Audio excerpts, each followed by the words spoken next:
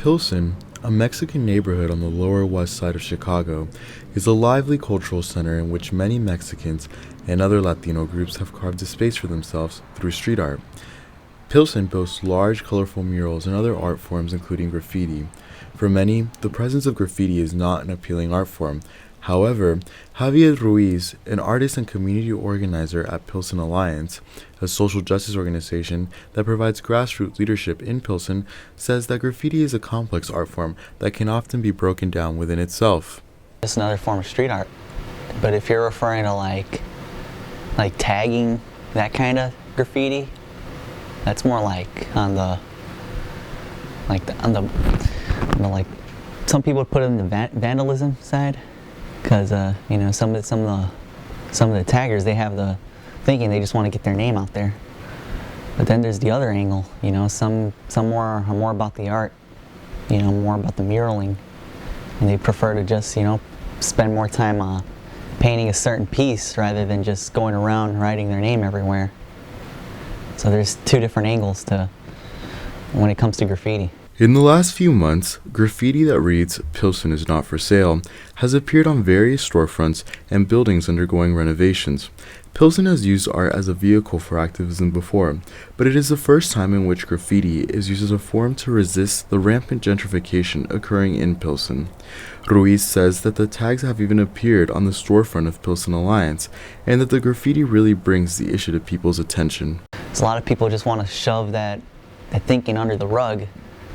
They want to put gentrification to the side and, no, don't worry about it. It's just a natural way of things happening. But, this guy's, he's putting it in front of people. He's making people think about it. The message, we don't want our community to be sold off to these big-time realtors. We're going to raise the rent on people and kick people out. So, yeah, it does strike a nerve when I see that all the time. While graffiti is certainly getting attention, murals continue to make statements. Vanessa Sanchez, the director of Yolocali, an organization that offers free digital media and visual arts programming for teens and young adults in Pilsen and Little Village, was responsible for one of Pilsen's most famous political murals, the Declaration of Immigration. Sanchez says that the political nature of the piece was intentional and that people wanted to make a public statement of the origin of Pilsen.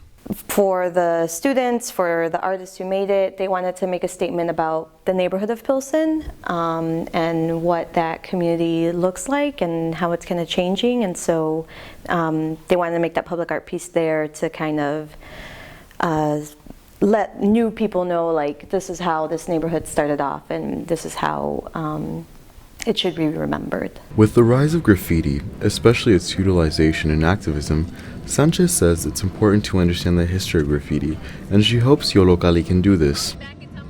We just want the students, we want the parents, we want the schools to kind of recognize that it's not just something that you see on the street, but it's a whole new art form that's new, it's rather new, and that a lot more people need to understand a little bit more about the history and what it means.